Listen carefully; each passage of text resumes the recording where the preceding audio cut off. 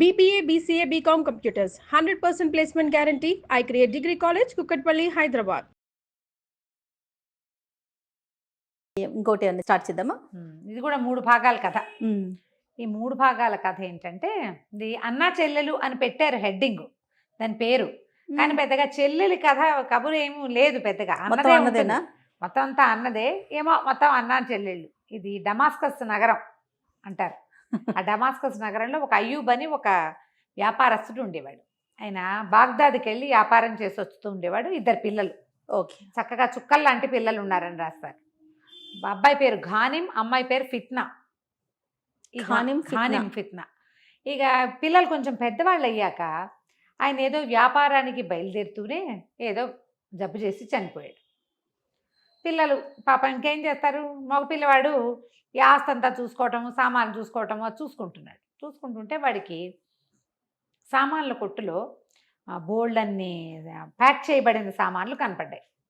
అవేమిటంటే ఒక 100 డబ్బాల నిండా కస్తూరి, వేరే దేశానికి బాగ్దాదు కోసం రాయబడి ఉన్నాయన్నమాట, ప్యాక్ చేయబడి ఉన్నాయి. జలతారు బట్టలు అవన్నీ కూడా అతను ఎక్స్పోర్ట్ చేస్తాడు. ఇక్కడి నుంచి బాగ్దాద్ తీసుకెళ్ళి అక్కడ అమ్ముకుంటాడనమాట.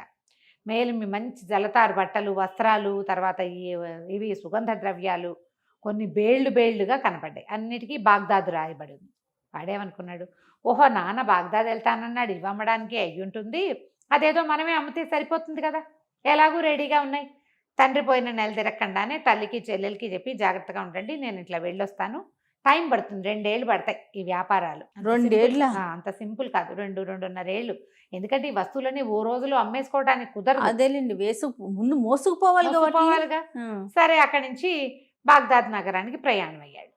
మొత్తాన్ని బాగ్దాద్ చేరాక ఏం చేశాడు, ఒక మంచి వీధిలో ఒక పెద్ద ఇల్లు అద్దెకి తీసుకుని తన సామాన్లన్నీ ఏ గదిలోకి ఆ గదిలోకి సర్దించుకుని, మరి 1-2 పని వాళ్ళని సహాయంగా పెట్టుకుని సామాన్లు ఒక్కొక్కటి తీసుకెళ్ళి ఊళ్ళో మోడల్స్ చూపించి రావాలి కదా కొట్లల్లో, నా దగ్గర ఇవి ఉన్నాయి కావాలంటే మళ్ళీ పంపగలను అని చెప్పుకుంటే మొదటి సంవత్సరపు వ్యాపారం సక్సెస్ఫుల్గా అయింది. సంవత్సరం గడిచింది. 2వ సంవత్సరపు వ్యాపారానికి మళ్ళీ వ్యాపారపు పనులు మొదలు పెట్టుకుని ఊరు నుంచి తను వచ్చేసాడు, కానీ అక్కడి నుంచి కొన్ని ఏవో తెప్పించుకున్నాడు. ఆ తెప్పించుకున్న మోడల్స్ చూపిద్దామని కొట్లకి వెళ్ళేసరికి వాళ్ళు మొత్తం కొట్లన్నీ మూసేశారు. ఏమిటంటే వ్యాపారస్తుల్లో ఎవరో ఒకళ్ళు చనిపోయారు, విచారపు దినాలు ఏవో. అందుకని గ్రీవెన్స్ అంటే పాపం వాళ్ళకి వచ్చిన కష్టానికి ఇదయ్యి అందరూ షాపులు మూసేశారు. సంతాప దినంగా ప్రకటించి షాపులన్నీ మూసేశారు కల్లా ఇతనేమనుకున్నాడు, మరి వ్యాపారం వీళ్ళ వల్లే జరుగుతోంది, వాళ్ళంతా పోయి అక్కడెక్కడో ఉంటే మనం కూడా అక్కడికే పోదామని ఏం చేశాడు, ఈ చేతిలో ఉన్న సరికేమో ఇంటికి పంపించేసి తను కూడా శ్మశానం వైపుకి వెళ్ళాడు. ఆ శ్మశానం ఎక్కడుంది, నగర ద్వారాలు దాటాక ఉంది. ఈ పర్టికులర్ వీళ్ళు వెళ్ళింది వాళ్ళు కనుక్కుంటూ వెళ్ళాడు, ద్వారాలు దాటాడు వెళ్ళాడు. సరే, అక్కడ వాళ్ళంతా ఏదో దుఃఖపడుతున్నారు, అక్కడ వ్యవహారాలు ఏవో ఉన్నాయి, అవన్నీ సాగించారు. చీకటి పడేసరికల్లా వాళ్ళంతా ఓ గోరి ఏదో కట్టిస్తున్నారు, దాని చుట్టూతో కూర్చున్నారు. ఎవ్వరు కదలటల్లా, రాత్రి అయిపోతుంది. ఏం చేయాలో తెలియలే వీడికి, ఇట్లా కూర్చోవాలో వాళ్ళ పద్ధతి. పిల్లాడేవాడు, ఇంకా ఓ 20 ఏళ్ళు 22 ఏళ్ళు ఉంటాయి అంతే. వాడికి ఏం తెలుస్తుంది, చిన్న ఐడియా రాలా. కూర్చోవాలని భయం వేస్తుంది. వాడికి ఏమనిపించింది, అమ్మో నేను ఇల్లు వదిలిపెట్టి వచ్చేసాను, ఈ ఏడాదిలో ఎప్పుడు ఇల్లు వదిలిపెట్టి ఉండలేదు, మన దగ్గర చాలా డబ్బులున్నాయని సరుకుందని తెలుసు జనాలకి, మరి ఎవడైనా దొంగతనానికి వెళ్తే అని చెప్పి చల్లగా వీళ్ళందరూ తాగి తింటున్నారు. అక్కడ వ్యవహారం అయిపోయాక రాత్రి ఆ చనిపోయిన వాడి గౌరవార్థం అక్కడ విందు చేసుకుని తాగి ఆయనతో పాటు మెలకుగా ఉండి వెళ్తారట. అక్కడ వాళ్ళ పద్ధతి అది ఆ ఊళ్ళల్లో. బాగుంది. అందరూ తాగారు. ఇది కుర్రాడికి ఇంకా తాగుడు అలవాటు వల్ల వాళ్ళంతా ఏదో మాట్లాడుకుంటున్నారు, ఒక్కొక్కళ్ళు నిద్రకు పడ్డారు. పడేసరికి వీడు అనుకున్నాడు వచ్చేసేద్దామని నడిచి వచ్చేసాడు. అట చీకటి దారి వెతుక్కుంటూ నగర ద్వారం దాకా వస్తే ద్వారం మూసేసింది. ఏం చెయ్యాలో తెలీదా. సరే, ఏమనుకున్నాడు, సరే వచ్చిన దారినే వెనకెళ్ళి ఆ జనం అంతా అక్కడ ఉన్నారు కదా, గోరీల దగ్గర ఎక్కడో చోట పడుకుతాం, ఇంకేం చేస్తాం, ఇక దొంగతనం అవని ఇంకోటమని చేసేదేమిలే, వెళ్ళిపోయాడు వెనక్కి. ఈ వచ్చేటప్పుడు ఏమైంది, కరెక్ట్గా వాళ్ళంతా ఎక్కడున్నారో అక్కడికి అతను వెళ్ళలేకపోయాడు. ఒక పక్కగా ఒక చక్కగా చుట్టూతా గోడ కట్టి ఒక మంచి పోక చెట్టు, ఒక విశాలంగా చలవరాతితో కట్టిన ఒక పెద్ద సమాధి ఒకటి కనపడుతుంది. సరే ఈ భయ్ ఏం చేశాడు, అక్కడక్కడ కాగడాలు ఉన్నాయి. ఆ వెలుగులో ఆ పెద్ద సమాధి ఉండి చుట్టూతా గోడ కట్టినట్టుగా ఉన్న అందులోకి వెళ్ళాడు. ఆ సమాధి పక్కన చలవరాయి అంటే ఈ పాలరాయి మన మార్బుల్ తోటి. ఏం చేస్తాడు, భగవంతుని దలుచుకుంటూ ఆ చెప్టా ఎక్కి పడుకున్నాడు. పడుకుంటే బరువుగా ఎవరో నడుస్తున్న శబ్దం వచ్చేసరికి ఉలిక్కిపడి లేచాడు. బాగా నిద్ర పట్ల వాడికి. చూస్తే దూరంగా ఒకడెవడో కాగడ పట్టుకుని నడుస్తున్నాడు. పెద్ద పర్సనాలిటీ, 7 అడుగులు ఈజీగా ఉంటాడు వాడు.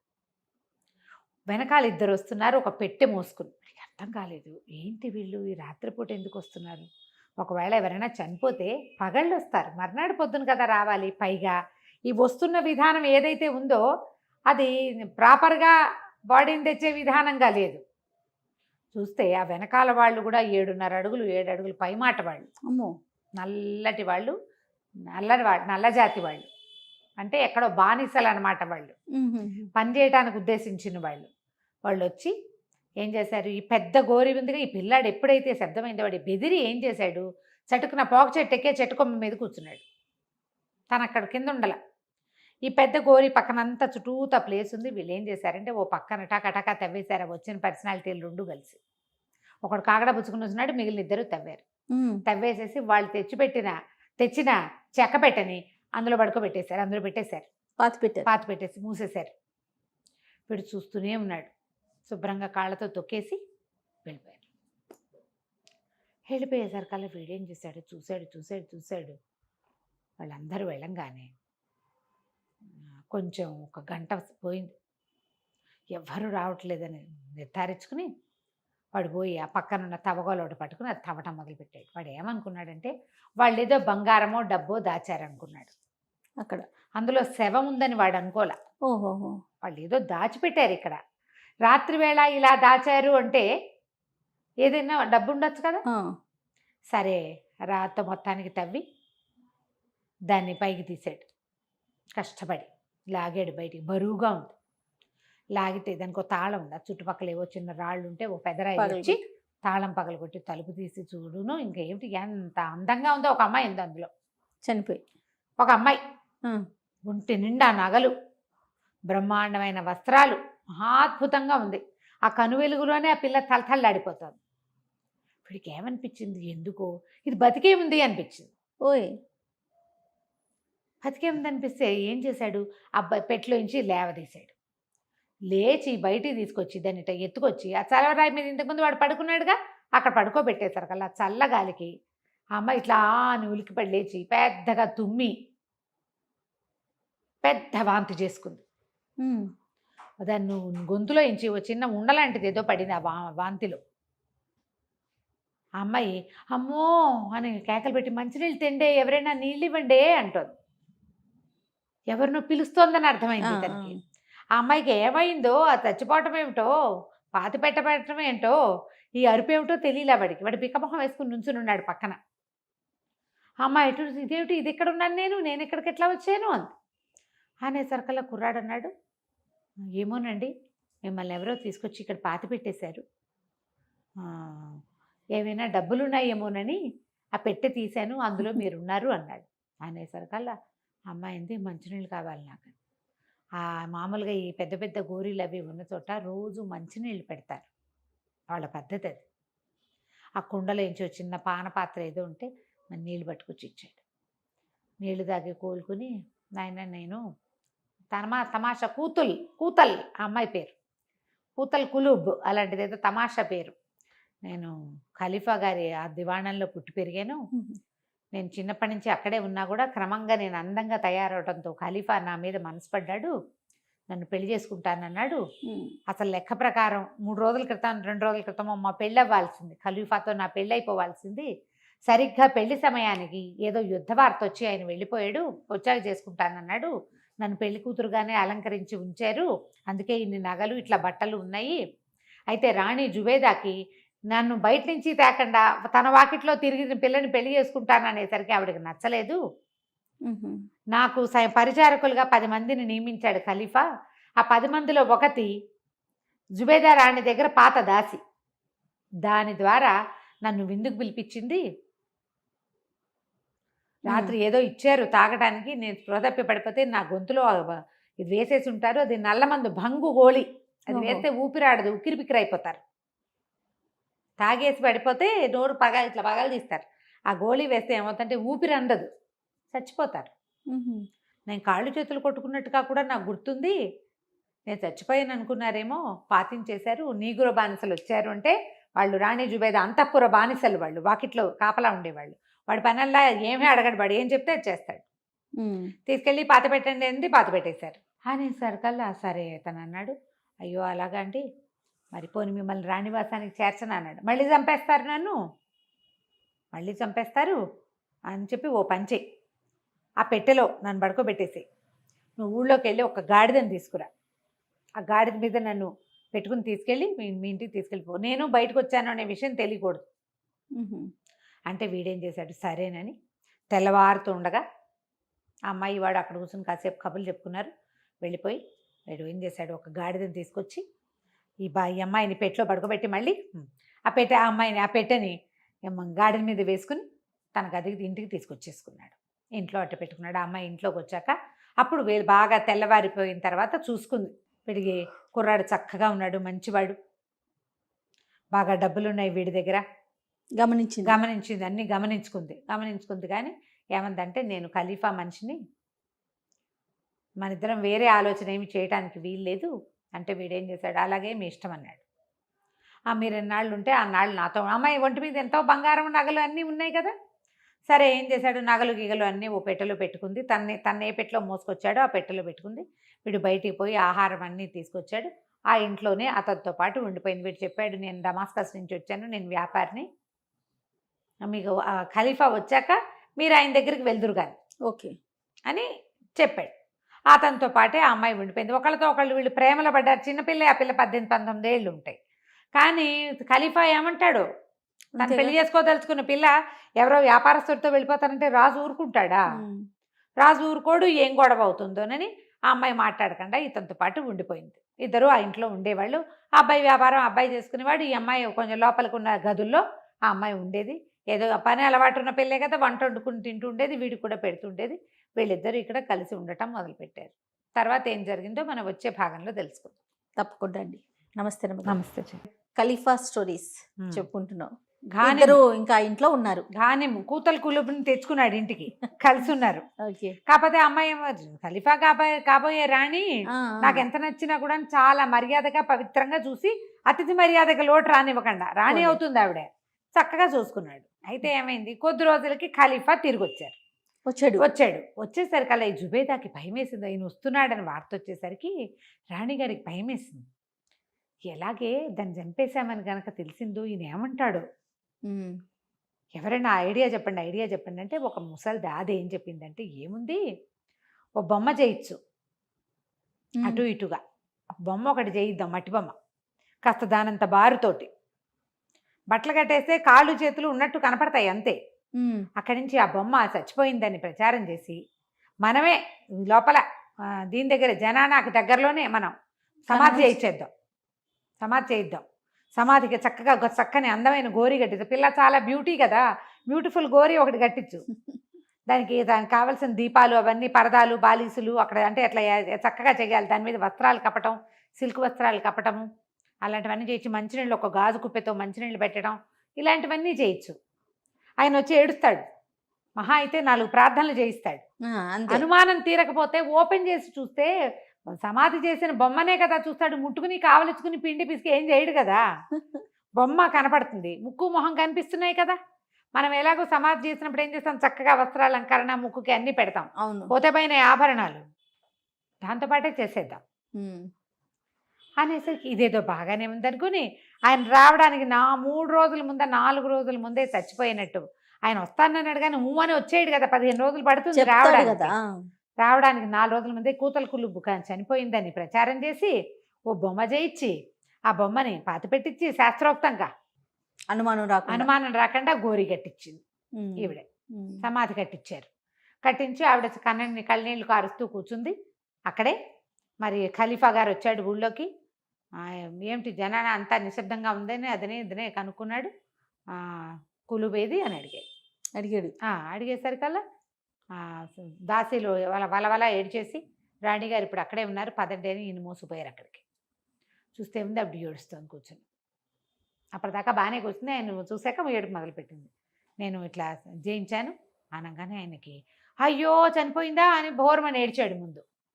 అక్కడంతా చేసిన ఏర్పాట్లు అవి చూసి పోనీలే పరలోక ప్రయాణం బాగా చేయించిందని సంతోషించాడు. ప్రార్థనలు చేయించాడు అక్కడ ఆ అమ్మాయి ఆత్మశాంతి కోసం. అక్కడి నుంచి 3 రోజులు గడిచేసరికి ఆయనకి ఏమనిపించింది, శుభ్రంగా గుండుపీకలాగా ఉన్న పిల్ల పుసుకుమని ఎందుకు పోతుంది, వెళ్ళేటప్పుడు కులాసాగా ఉంది కదా, అదే నెల తిరగకుండా చచ్చిపోయే జబ్బేం చేసి ఉంటుంది దానికి అనుమానం. పైగా 5-6 ఏళ్ల వయసు అప్పటి నుంచి ఇక్కడే పెరిగింది. అది ఎప్పుడు జిర్రుని చీదేరు కదా పిల్ల, తన మీద బెంగపెట్టుకుంటుంది, చచ్చిపోతుందా. అదే అనుమానం వచ్చి గోరి తవ్వించండి రా అన్నాడు. తవ్వించి చూస్తే లోపల కనపడి బాడీ కనపడుతోంది కదా, చెక్కబెట్టి కూడా తీస్తే శవం కనపడుతోంది. ఇంకేం చేస్తాడు, శవాలు ముట్టుకోకూడదు, తప్పు కదా, వాటి పరలోక ప్రయాణాన్ని పాడు చేయడం అసలు గోరీ తీయటమే చాలా తప్పు. చెంపలేసుకున్నాడు, వేయించేసి రాత్రి పగలు దుఃఖించాడు. 1 రోజులు దుఃఖించేట ఆయన. రోజు వచ్చి కాసేపు కూర్చుని ఏడ్చేవాడు అక్కడ. అయ్యో నేను ఇలా అనుకున్నాను, నేను రాణి చేద్దాం అనుకున్నాను, నీ పరిస్థితి ఇలా అయిపోయింది, చిన్న పిల్లవి, నీకు అప్పుడే 100 ఏళ్ళు నిండిపోయినాయి, ఇలా ఏదో ఏడ్చేవాడు. 4 రోజుల తర్వాత ఒకనాడు దుఃఖం అయిపోయాక ఆయన రోజు లేచి వెళ్ళిపోయేవాడు. అప్పుడు ఏదో కొంచెం పుచ్చుకుని ఆడే పడుకుని నిద్రపోయేసరికల్లా విసిరేవాళ్ళు, ఆయన ఎక్కడ పడుకుంటే అక్కడ విసిరాలి పాపం, వాళ్ళ కర్మ. వాళ్ళు విసురుతున్నారు, ఈయనకి 3ంటికో ఎప్పుడో మేలుకో వచ్చింది. నిలబడి విసురుతున్న ఆడాళ్ళు ఇద్దరు మాట్లాడుకుంటున్నారు. ఈయన దుఃఖం ఎప్పటికి పూర్తవుతుందే, సావం దానికోసం నెల నుంచి ఏడుస్తున్నాడు, నెల నుంచి ప్రార్థనలు చేస్తున్నాడు, నెల నుంచి భోజనాలు పెట్టిస్తున్నాడు. అదే ఈ పని చేయించిన రాణి హాయిగా అంతఃపురంలో శుభ్రంగా నిద్రపోతుంది, ఈయనేమో ఈ గోరి పక్కన పడుకుంటున్నాడు పాపం అని ఒక ఆవిడ. రెండో అమ్మాయి ఉంటుంది, ఈయన అసలు ఎవరి కోసం ఏడుస్తున్నాడు, ఆ కొలుపు శుభ్రంగా ఆ డమాస్కస్ నగరం నుంచి వచ్చిన కుర్రాడు, వాడు వ్యాపారితోటి హాయిమని ఉంది.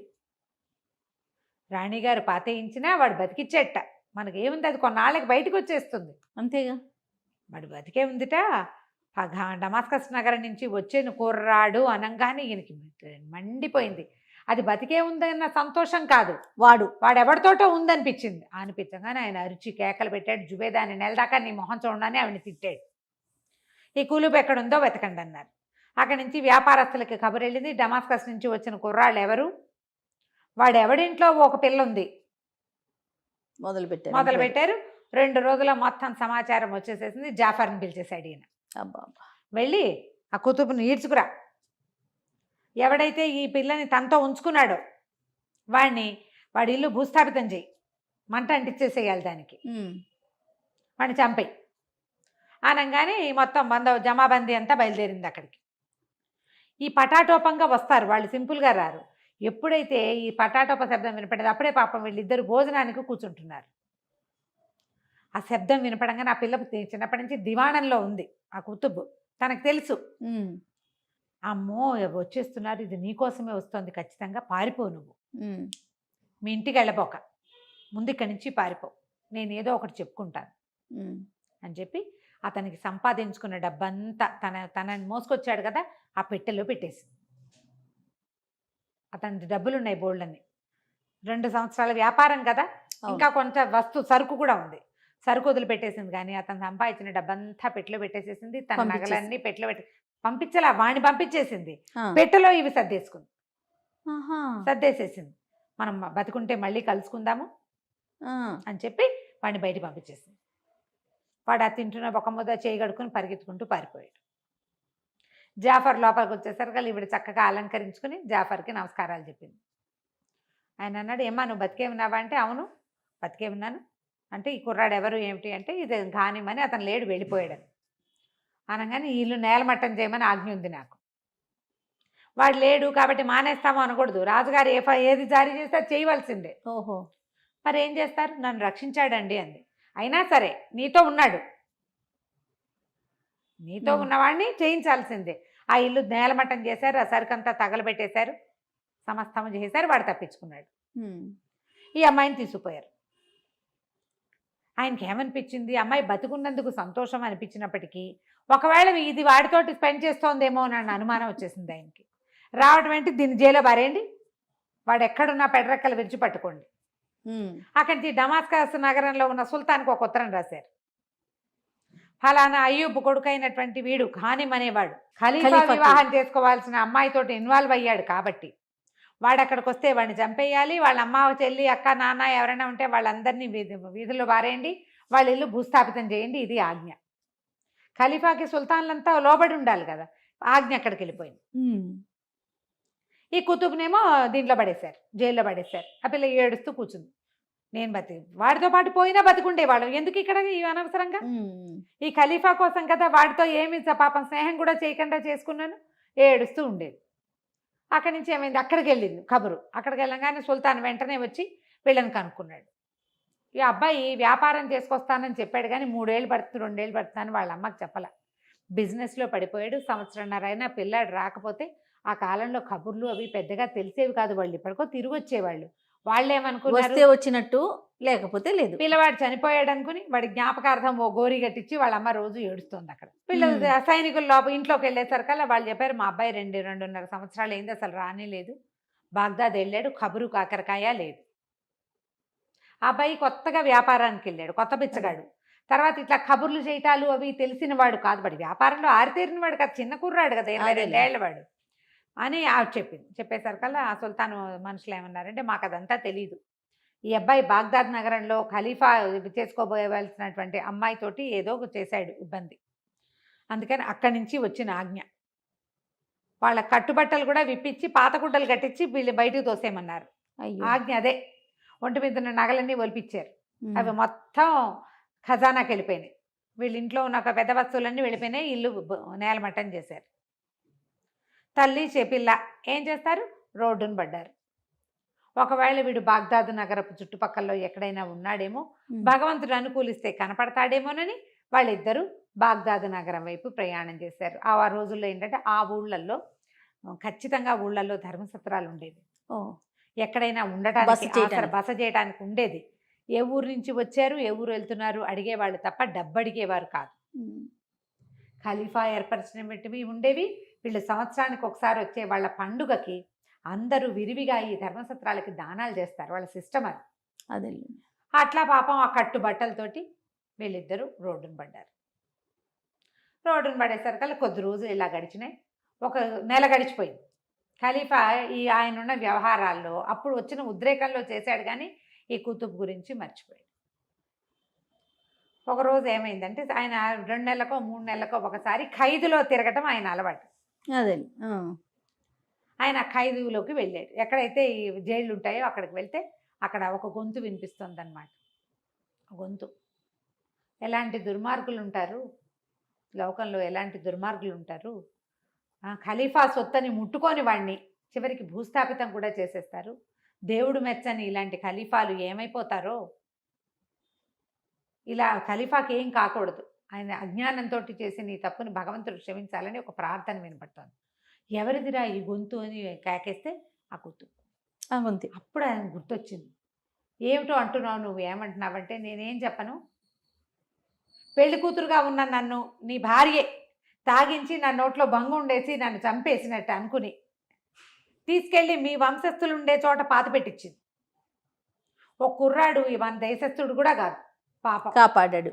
వాడు కాపాడి నన్ను, నేను నీకు కాబోయే భార్యనని నెల రోజుల పై మాటగా తన ఇంట్లో ఉంచుకుని నా నగా నట్రా ముట్టుకోకుండా నన్నేమీ చేయకుండా అతిథి మర్యాదలు చేసి నాకు వయసుకు అనురూపమైనప్పుడు, నువ్వు ఇంత పెద్దవాడివి, నువ్వు ఖలీఫావు కాబట్టి నీతో పెళ్లి కొప్పుకున్నా, ఇంకో పిల్ల ఎవరైనా వాడిని ప్రేమించుండేది, నేను నీ కోసం ఉంటే నువ్వేమో ఇలా చేసావు, వాడి భూస్థాపితం చేసావు, ఇది కాకుండా వాళ్ళ అమ్మని అక్క చెల్లెల్ని ఏం చేసావో. తెలియక తప్పులు చేస్తారు ఖలీఫాలు, వాళ్ళని క్షమించమని దేవుడికి దండం పెట్టుకుంటానంటే చాలా బాధ వచ్చేసింది. అయ్యో ఇంత పని చేశానా నేను, వాడు మంచివాడు అనమాట. అదే సరే అయితే కూతుపు నీకు అనుమతిస్తున్నాను, వాడినే పెళ్లి చేసుకుందు కానీ వాడు ఎక్కడున్నాడో వెతుకుదాం అని వాడు చెప్పాడు. ఎక్కడున్నాడో వెతికిస్తానన్నాడు.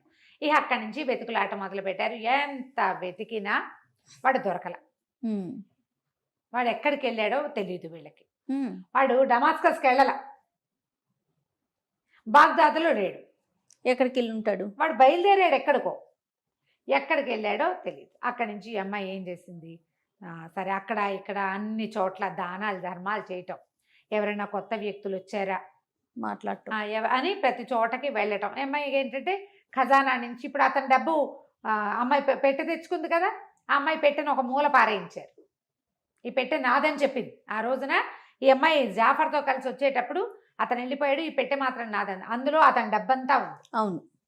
ఈ డబ్బు దానం చేయటం మొదలుపెట్టింది. ప్రతి వాళ్ళకి దానం చేసి ఫలానా పోలికల్లో ఉన్న వాళ్ళని ఎక్కడైనా చూసారా, ఫలానా కుర్రవాడు అని అట్లా ఒక్కొక్కళ్ళ దగ్గర ఎంక్వైరీ చేయటం మొదలుపెట్టింది. అతని తల్లి చెల్లెలు ఇటువైపే వస్తున్నారు. ఈ అమ్మాయి కూడా ఎంక్వైరీ చేస్తుంది. ఈ ఘానిం ఎక్కడున్నాడో మనం వచ్చే భాగంలో తెలుసుకుందాం. తప్పకుండా అండి. నమస్తే రమ్య. నమస్తే జీ. రమ్మగారు ఖలీఫా స్టోరీస్ చెప్పుకుంటున్నాం. 3వ భాగం చెప్తున్నాం కదా, Yes. అన్నా చెల్లెలు. సరే, ఈ ఘానిము ఇక్కడి నుంచి బయలుదేరి వెళ్ళాడా, వాడు గుండె పగిలేలాగా ఏడ్చుకుంటూ పోయాడు. ఎందుకంటే తన మీదకి వచ్చిన ఆపత్తు ఆ అమ్మాయిని వదిలేయాల్సి వచ్చింది, ఆస్తంతా వదులుకోవాల్సి వచ్చింది. ఇంటికి వెళ్తే అమ్మ చెల్లి ఏమవుతారో తెలియదు. ఖలీఫా తన మీదకి బందోబస్తుని పంపించాడు అంటే తన బతికి అయిపోయినట్టే. పాపం అలా నడుస్తూ నడుస్తూ నడుస్తూ నడుస్తూ నడుస్తూ ఓ పల్లెటూరు దగ్గర ఒక మసీదు వాకిట్లో పడుకొని నిద్రపోయాడు. వాడు 1 రోజు 2 రోజుల పాటు నడిచాడు. ఆహారం లేదు, అన్నం తింటూ తింటూ లేచి వచ్చేసాడా. దిగులు బెంగ భయముతోటి అట్ట శవంలా పడున్నాడు. అయితే వాళ్ళు చచ్చిపోయాడు అనుకున్నారు కొంతమంది. కాదులే, బతికే ఉన్నాడు, పాపం చిన్నపిల్లాడల్లే ఉన్నాడని ఎవరో ఏం చేశారు, ఏదో ఆహారం పెట్టారు. వాడికి మెలకు వచ్చింది కానీ నీరసంతో తినబుద్ధి కాల. అలాగే చాప చుట్టలా పడున్నాడు. విపరీతంగా జ్వరం వచ్చేసింది. జ్వరం సరకాలు వచ్చే ప్రార్థన చేసుకోవడానికి వస్తారు కదా, ప్రార్థనా మందిరం బయట పడిపోయాడు. వీళ్ళంతా ఏమనుకున్నారు, అయ్యో పాపం చచ్చిపోతాడేమో, తలా 1 రూపాయి వేయండి, వీడిని ఆసుపత్రికి తీసుకెళ్దామని ఒక గుర్రబండి, వంటి గుర్రబళ్ళు తిరిగేవి కదా, ఒంటెద్దు బళ్ళు లాంటివి, ఒంటి గుర్రబళ్ళు, జట్కా వాడిని పిలిచి, అరే చేపల చుట్టూ ఈ కుర్రాన్ని తీసుకుపోయి ఆసుపత్రిలో పడేంట్రా, వాళ్ళు ఏదైనా మందేస్తారు, ఇదిగో ఇంతమంది తలా 1 రూపాయి వేశారు, దినారాలో ఏదో అంటారు, తలా 1 దినారం ఇచ్చారు. ఆసుపత్రికి తీసుకెళ్ళాడు. ఆసుపత్రిలో కూడా వాడు ఏమీ కోలుకోలే. వాడికి ఏంటంటే మందు వేసినా ఏదో ఇంత ముద్ద పెట్టినా భయం లోపల. ఆస్తంతా తండ్రి సంపాదించి ఇచ్చిన మొత్తం ఆస్తంతా అక్కడే ఉండిపోయింది, వాడు సంపాదించుకున్నది ఉండిపోయింది. ఇక ఆ దిగులతో వాడు కోలుకోకుండా అయిపోయాడు. నెలన్నర గడిచిపోయింది. ఈ చాపలో చుట్టి ఆ బండి మీద వేస్తున్నప్పుడు అదే దారిలో నడిచొస్తున్నారు ఘానిం వాళ్ళ అమ్మ చెల్లి. వాళ్ళిద్దరూ పాపం చూడ్డానికి మన ఘానిం వల్లే ఉన్నాడే అనుకుంటూ పోయారు. అయ్యో, వాడు ఇక్కడ ఎందుకు ఉంటాడనుకు వాళ్ళకి అర్థం. వాళ్ళు అలాంటివేం ఊహించలా. వాళ్ళు ఊహించలా. వాడు ఎవడో పిల్లని ఏదో చేశాడంటే వాడు టింగురంగా మన ఉంటాడని కూడుకుంటున్నారు పాపం వాళ్ళు. అదే ఇలా ఉంటాడని ఊహించలా. వాడు పారిపోయినా ఇంత దౌర్భాగ్య స్థితిలో వాడిని ఊహించలా వాళ్ళు పాపం. సరే, అక్కడి నుంచి ఏమైంది, ఈ ఆసుపత్రి నుంచి ఒక మహానుభావుడు ఎవడో వచ్చి ఏదో డబ్బులు దానం చేస్తూ వీళ్ళని బాగ్దాదు నగరంలో వైపుకి తరలించాడు. ఇక్కడ అనారోగ్యంగా ఉన్న వాళ్ళని. అక్కడ ఇంకో పెద్ద ఆసుపత్రి ఉంది, అక్కడ నేను సేవ చేయిస్తాను అని. అక్కడికి వెళ్ళిన తర్వాత ఏమైంది, వాడు అలాగే పడున్నాడు. ఓపిక ఉండేది కాదు పాపం, నీరసంగా ఉన్నాడు. అయితే ఒకనాడు ఒక వ్యాపారస్తుడు దానాలు చేయటానికి వచ్చి కొంచెం కోలుకుని ఆ ఆసుపత్రి బయట కూర్చున్న అబ్బాయిని చూసి, ఎవరి అబ్బాయి నాయనా నువ్వేమిటి అని అడిగితే, దమాస్కస్ నగరానికి చెందిన వాడిని, నేను వ్యాపారస్తుడిని, ఏదో ఇబ్బంది వచ్చింది, సంపద అంతా పోయింది, అనారోగ్యంతో ఉన్నానంటే, సరే మా ఇంటిరా, నీకు నేను వైద్యం చేయిస్తాను అని చెప్పి సంవత్సరంలో ఒకసారి అట్లా దానం చేసే ప్రక్రియలు ఉంటాయి వాళ్ళకి. ఇతన్ని తీసుకెళ్ళాడు, ఇంటికి తీసుకెళ్ళాడు. ఈ లోపల ఏమైంది, ఈ అమ్మాయి ఉంది కదా, ఈ కుతుబ్ అమ్మాయి, ఇతను ఖలీఫా ఏం చెప్పాడు, నీ ఇష్టం వచ్చినట్టు వెతుక్కో ఆ అబ్బాయిని, వాడిని నువ్వే పెళ్లి చేసుకుంది కానీ, నువ్వు వాడినే పెళ్లి చేసుకుంది కానీ నువ్వు నాకు అక్కర్లేదన్నాడు. ఈ అమ్మాయి వెతుక్కుంటూ ఏం చేస్తుంది, వ్యాపారస్తులందరి దగ్గరికి వెళ్ళి ఫలానా పోలిగ్గా ఉండే కుర్రవాడు, అతనికి సంబంధించిన వాళ్ళు ఎవరైనా డమాస్కస్ నుంచి బాగ్దాద్ వస్తే గనక నాకు తెలియచేయండి. ఇది వరకు వచ్చేవాడండి, ఇప్పుడు రావట్లేదు అంటున్నారు. అక్కడి నుంచి ధర్మశాలలు అన్ని చోట్లకి డమాస్కస్ నుంచి వచ్చిన వాళ్ళు ఎవరైనా ఆగారా, ఎవరైనా వచ్చారా, ఎవరైనా ఉన్నారా అని అందరికీ చెప్పుకుంటూ వచ్చింది, తిరుగుతూ ఉండేది. అయితే ఒకనాడు ఈ వ్యాపారస్తుడిది కలిసింది ఆవిడ, ఆ అమ్మాయి. కలిసినప్పుడు, నేను డమాస్కస్ కుర్రాన్నే ఒకడిని నేను చేరదీశానమ్మా, వాడు తీవ్రమైన అనారోగ్యంలో ఉన్నాడు పాపము అని చెప్పాడు. చూస్తానంటే ఈ అమ్మాయికి ఎలా తెలుసు, నున్నగా షేవ్ చేసిన గడ్డం, జవజవలాడుతూ చెంగుమంటూ ఉండే ఇంతెత్తునుండే పిల్లాడు ఆ అమ్మాయికి తెలిసింది. ఇప్పుడు ఆ అమ్మాయి వచ్చి చూసేసరికల్లా ఎముకల గూడులాగా ఉండి జీబులాగా గడ్డం పెరిగిపోయి ఇట్లా వంగిపోయి ఉన్నవాడిని చూసి గుర్తుపట్ల అమ్మాయి. ఇతను కాదులేండి అయ్యో అనేసింది. అని పాపం ఇతనికి వైద్యం చేయించండి, ఏం కష్టాలు పడి ఇట్లా పాడైపోయాడో, చిన్న వయసు వాడాలనే ఉన్నాడు అని ఆయన చేతికి డబ్బిచ్చింది. నా డబ్బులు కూడా వాడండి ఇతనికే.